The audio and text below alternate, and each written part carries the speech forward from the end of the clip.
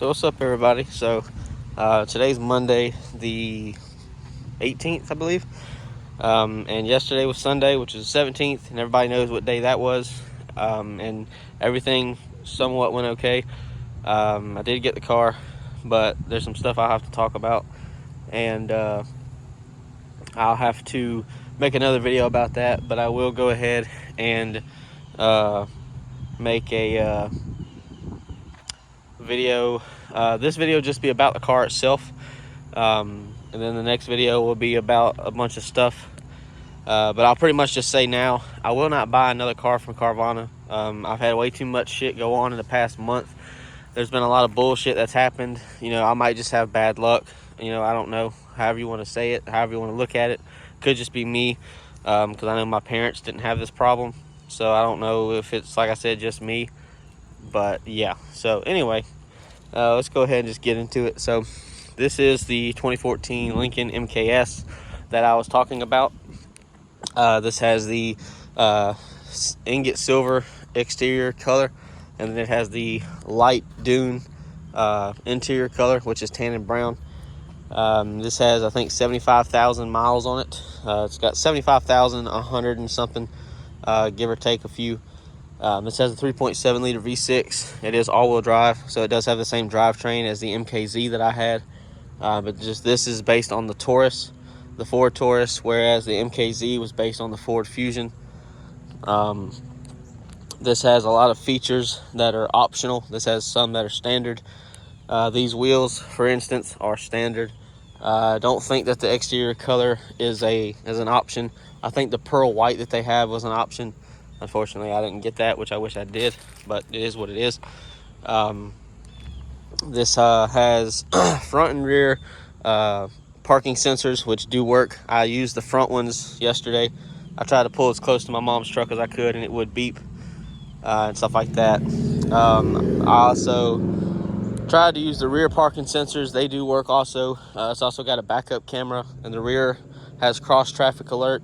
So if you're backing out of a parking spot and either a person or a car or whatever walks between the radar, because the radar comes out to a certain distance, it will let you know which direction it's coming from, and it will start beeping at you, and then you'll be able to look in the screen to see what's coming, and so you don't hit it. This also has the projector by Xenon HID headlights. They are also the auto adjusting headlights, or I can't even remember what the name of them are, but pretty much when you drive the car and you turn at night, the headlights will actually follow the steering wheel. I did it last night to see what they looked like, and I drove it around my cul-de-sac, and they would follow the steering wheel. They won't do it when you're sitting still. They only do it when you're driving. They're actually called adaptive headlights or something like that, but you get the idea. All the headlights on all the lights on the front of the car are LED. All the lights on the outside or the rear of the car are LED. The puddle lights that are underneath the mirrors are not LED, so I'll have to swap those out. And then the tag lights are not LED as well. The full tail light is right here.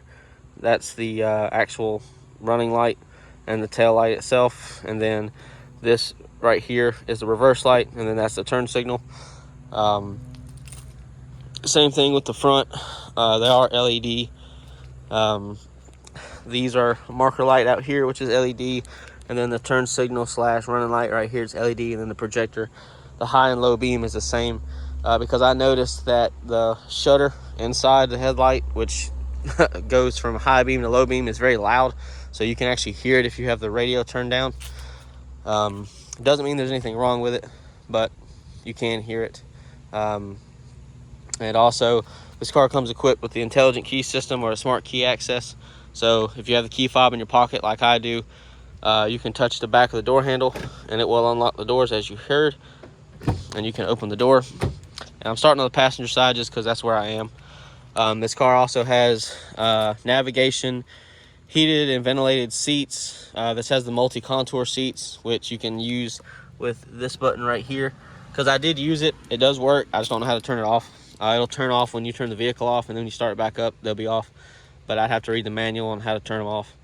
It just basically has bladders in the seats, in the sides and the bottom of the seats that will inflate and deflate based on how you mess with the controls. And you've got your back of the seat adjustment right here. Then you've got the up and down of the front and the back of the seat, as the bottom part. And then this is lumbar. I think these are like 16-way adjustable. I'm not 100% sure. I can't remember. It was either 12 or 16. It may have been 10. But they are fairly adjustable. They're very comfortable seats. Obviously, I'd be sitting in the driver's seat 99% of the time. It'd be very rare that I'm in the passenger seat of my own vehicle. This also does have illuminated door sill plates, which are these right here, and you can't obviously tell right now because it's sunny outside. It has automatic high beams, which I don't use, and it also has rain sensing wipers that I don't use. I've had them on cars before, and once they would get one little drop of water or a couple drops of water on the windshield, they would start going full speed constantly, and I don't like that. You do have the smart key on the back doors, I believe. Let's see, I actually don't know. No, you do not. So the smart key stuff is only on the front two doors, which is very odd because the Fusion has it on all the doors. So I don't know why that is, but you can see nice comfortable leg room back here. I'm not very tall, so I don't really know what would be comfortable and what's not. You have your cup holders and all that in the center, and then you have more storage in the center right here. The floor mats are Husky liner. I bought those myself because this car apparently did not come with any from, I guess, the people that had it before me. They either threw them away or something like that. This has the optional, or they're not optional, it has these 19-inch aluminum wheels, which they have to be refurbished. As you can tell, you can see somebody tried to paint all four of them and they didn't do a very good job, but I got a quote to get them powder coated, and it'd be about $650 for all four. So I'll be doing that I guess soon.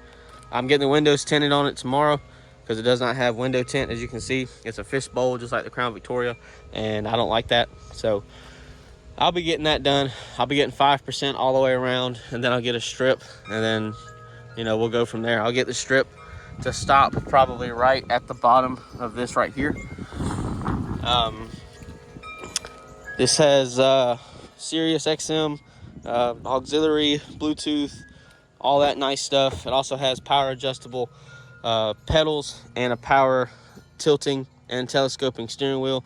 Also has this nice wood plastic on the steering wheel, which is an option along with all the other wood in the car. That was an optional package. You got your instrument cluster dimmer right here, trunk release. Really don't know what else to say about the car. It does drive really well. It does have a 6-speed transmission. And as I said, it is all-wheel drive. This does have some issues, as you can see right there, which I'll get into in the next video of why I'm not going to buy another car from Carvana. I've also got 3-person memory on the driver's door. The mirrors are not power folding, which I kind of expected that they wouldn't be. This also has the optional THX audio system in it, which isn't really as good as I thought it would be compared to the Sony or the Bose that the GMs come with. So I'm kind of upset about that, but not really anything I can do about it. This also has capacitive touch, so there's not really any physical buttons other than the hazards button. So you slide your finger across the volume and the fan speed controls. You can also control it on the screen itself. Has an auto dimming rear view mirror. Also has a sunshade, which you can see I have down. The button for that is in the center console right there. That is a part of the 101A package, which this car has, which is why I have it. All four windows are automatic up and down. And then you've got your keypad right here, which you can't really see, but it is illuminated. If you have a car like mine and you don't have the card that has the 4-digit code on it, or however many digits it is, you have to call a dealership to get the code, and then you can make your own code, so that way it's easy to remember. And then the trunk release for the trunk is back here underneath right there. There's this button in the center, as you can see. It's got a pretty big trunk. Again, this liner I bought myself. It did not come with the car. You got one light there on the actual deck lid, and then you've got another light right here in the trunk itself. Pretty good space. It's not like the Crown Victoria that's really deep, but it is enough for, you know, if you go on vacation. I'm sure you can fit some golf clubs in here, at least 2.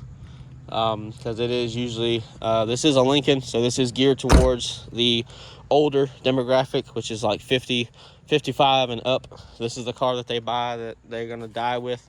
So all in all, it is a nice car. I'm not old, but it is comfortable. It's a nice car. It's all-wheel drive. It's the V6. I like the car. I like the Taurus. This engine, I think, has about 300 horsepower, give or take. The 3.5 is the EcoBoost, which is in the SHO, which I think has like 360 or 365, somewhere around there. It's got a lot more than this, so it is a little bit faster, and it's the one that's more popular to modify. And a lot of people don't modify these just because this is a Meemaw Pawpaw car. You're not really going to do anything to this. I'm probably not going to do anything to it. I'll probably get rid of the resonators and keep the factory tips, which it also has these polished tips. I'll probably get rid of those and just leave the tips on there, just so it's got a little bit of sound that you can hear. It is pretty quick. I drove it yesterday on the highway, just in a circle, and it did pretty good. It'll get out of the way. It'll pass people if I need to. So that's all I need. So yeah, not a lot's gonna be done to this car. The Crown Victoria is sitting over there. It's not gonna be driven anymore. So I'm gonna go ahead and put it on Facebook and get it out of my life, because I could use the money for stuff. So yeah, that's really all I got. The only other thing I forgot to mention is this does have active grille shutters, which you can kind of see in the background. Yeah, you can see them right there. You can see the shutters. They're supposed to help with cooling and aerodynamics and fuel economy and all that shit. So if they stay closed, the radiator won't get air to go through it correctly, so I'd be careful of that. The last thing is, since this car is all-wheel drive, a lot of people aren't sure about the torque split, because maybe some people think that it's more biased towards the rear, but it's not. It's biased towards the front, because this car originally is a front-wheel drive car. So it's 70% up front, 30% in the rear, and you can feel it when you get on it. It pulls to the front pretty good, but it still gets out of its way. It is a pretty decently fast car. It's not, it's not a Mustang GT or a Scat Pack or anything like that, but it does okay. It does what I need it to do, and it's fast enough for me.